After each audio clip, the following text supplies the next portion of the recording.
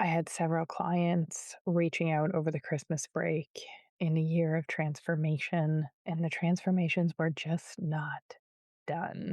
Lots of ruptures over the holidays bringing a lot of things up for when we're kind of running on fumes for the year, and there's extra expectations over the holiday season. Even those of my clients who make it to the holidays, they go on their vacation and then they get so sick when their body is finally safe enough, feels safe enough to be sick. And it is not a coincidence. I'm recording this on the day, the highest divorce rate day, the day that the highest number of divorces are filed. And we know that most divorces are filed by women. So the cognitive dissonance is always fascinating to me, right? When we think of the holidays, we think of, being cozy by the fire and sipping mulled apple cider, skating outside, eating homemade cookies. I ate a few too many homemade cookies and not enough vegetables. So what we think the holidays are and what they actually are two different things. It ends up unearthing a bunch of our shit. And I found myself saying things on repeat. And it was about giving my clients the tools to stop over explaining, stop people pleasing, and get grounded before they act. So if you're listening to this, chances are you're probably disconnected in your relationship. Some of you might have had an empty stocking or been disappointed by the state of things in your relationship. Some of you have gone through separations this year, or you're navigating the holiday season alone. And the common thread is you're a woman with super traits struggling with relationships where you are actually met, actually supported, where you actually receive. And this is one of those wherever you go, there you are situations where we get out of one relationship and into a next, or we're still in the same relationship, going through the loop, going through the same patterns over and over. You're still over explaining. You are still doing the repair. You're choosing your words carefully. You're still believing that if I can just say it right, it's going to finally land. And that doesn't mean you're doing anything wrong. It means you're a woman with super traits. This episode is about helping you understand why over communicating becomes exhausting and it disrupts the fabric of any relationship. And it's something that women with super traits, we think we need to do because we were never taught to have this quiet power, this discernment. This is what I was teaching my clients on repeat. We were never taught that not every accusation deserves a response. Not every battle's worth a fight. Not every misunderstanding, distortion, feeling deserves a conversation or correction. We've lost that connection to ourselves, that clarity, that self-trust, that groundedness, that truth that you can feel in your pelvic floor. And we put so much efforting into doing things that do not work. And that's what I want to talk to you about today. I'm Dr. Jordan Wiggins, naturopathic doctor, author, coercive control clinician, and dominatrix trained pleasure strategist. If you're listening, you're the anchor, the fixer, the emotional glue. These are not flaws, they are super traits. They're qualities that made you capable, reliable, and extremely successful. But these traits were birthed from survival. They put us in relational situations where we are constantly giving more than we give back. We are constantly carrying more of the relational weight. And over time, our bodies say enough. They say enough and our health is affected. They say enough and our desire and connection plummets. And here we are using those skills that have got us success and accolades in so many areas. But when it comes to intimacy, connection, our health, it has the opposite effect. If you are new here and you have not taken the super trait quiz, head down to the show notes and do that now so you know what your super traits are and you know what I'm talking about. Women with super traits are inherently very good at relationships. And there's a caveat to this. You know how to reflect on your actions, you know how to take responsibility, you know how to initiate repair, you can see multiple perspectives, you're emotionally skilled. And when something feels off in your relationships, and this is all relationships, friendships, work relationships, when something feels off, your instinct isn't to withdraw. Your instinct is actually to engage and fix. You communicate because you believe in growth. You explain because you believe in repair and fixing things and moving on. You revisit conversations because you believe in connection and you desire connection. And most of my clients come to me there, exhausted, disconnected in their relationship. Generally, there is something going on with their health and with their desire. So they're usually lacking desire. Our our bodies generally know more than we do, and our desire has left the chat first before we have. We are still trying to get to that connection so that we can feel connected physically. And I know that there are some of you on here, you're the higher drive partner, and you're seeking that connection through intimacy, through sex, because that's the only place that you're getting their presence and connection is in sex. And then after it disappears. So I'm going to give you kind of a breakdown of what it was like over the holidays. So my client shared something about how they felt. This was with a partner, this was with a family member, with children, adult children. Okay. Not to accuse, but to connect, to feel seen, to feel supported. And the response was never curiosity, it was denial, defensiveness, minimization, some kind of explanation for their actions. And then what does my client do? She explains better. She adds context. She softens her tone. She reassures because at some point in this interaction, it became about them. And by the end of the conversation, or maybe it took days because they withdraw emotionally, but by the end of this, it was resolved or things are back to a quote unquote normal, but we feel heavier. That energy was stored somewhere in our bodies. And this is generally why our desire shuts down.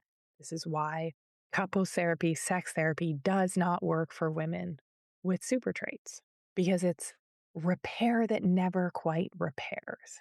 Okay. We initiate the repair because we don't want distance. We want peace. But the repair always requires some form of extraction from us or us giving more. So, us understanding more, us waiting more for them to be willing to talk and stop withdrawing love as a form of punishment. And that's where I used to have the higher desire because I would want to reconnect. Repair requires us adjusting further, shrinking more, forgetting what we asked for, settling for less. And we leave the conversation or we leave therapy feeling like the mature one, the reasonable one, the one who gets it, the one who sees their patterns. But we wonder where our desire is gone. We wonder where our life force, our excitement. I've been dancing more, singing more, laughing more. And that lightness, that freedom is because I have discernment. I'm going to talk to you about that. But I want you to notice this correlation between disconnection in your relationship and the amount you are overgiving, the amount you are over explaining. Okay. Because if you are the only one doing the emotional labor here and you have a partner that is unwilling to take accountability, that is unwilling to hold space for your feelings, and yet also expects intimacy, wants sex, wants your body, and you're doing the emotional repair work of the relationship with your body, we have a problem. I've worked with clients for years to name their desires, to name what would help them feel closer. And a lot of time it works. But what if it doesn't? What if you were the person in the relationship that it doesn't, where you name a need or a desire and then the focus shifts and now you're managing his stress, his intentions, his discomfort, his anxiety. Your need dissolves. It stagnates actually, because I look at this in the form of like Chinese medicine and energy, movement, how we balance health, how we connect with each other. So that energy is stagnating somewhere. It's landing in one of our organ systems. It's imbalancing our hormones. And I've seen this over a decade working with women as a naturopathic doctor. And this is one of the things that I wish I knew 10 years ago. Because when it comes to true mental, physical health, emotional health, relational health, when our needs aren't met, when we are lonely in a relationship, and I don't mean that our needs need to be met all the time. I don't mean that, you know, disagreeing, being in disconnection, that's one of the tools that I now teach is being okay with other people's emotional uncomfortability, being okay with people being wrong about you, being wrong about the situation, not always having to fix it, being able to be present with that level of sensation. That's intimacy. That leads to greater sex and more connected relationships. That's health. So there's a part that no one tells women like us, women with super traits. Over communication is not intimacy. It's over functioning and it doesn't work. And it actually gets us the opposite of the result. It leaves us less disconnected and having worse sex, not because we're needy, but because we have the negative belief if I explain well enough, if I say it in the right way, connection will be restored. And that assumes that we have two people trying equally as hard to fix the relationship. That assumes that we have two people that have the same capacity. But if you have super traits, generally your partner does not. You're the overfunctioner and you've attracted an underfunctioner in the emotional, sexual relationship department. Not always, but usually. Sometimes we have two people with super traits interacting together, and that's fun. But I love emotional depth and complexity and layers. That's where I thrive. So, in a healthy, balanced, equitable relationship, there's not a problem with our traits. There's not a problem with communicating or over communicating. But the problem is that communication in relationships, when we have super traits, is one sided labor. It's extractive. And when it happens long enough, something shifts. Not suddenly, not dramatically, but your body starts to notice. Talking and sharing how I feel doesn't actually protect me. It's not safe when I share my feelings. And generally, we learn this as children, right? And we were told to suck it up, stop crying. And we were rewarded for being good girls and winning awards and doing well. And this is how our super traits were created. That the deeper problem here is that trust in ourselves, trust in our feelings, trust in our intuition, discernment, it erodes. And desire follows.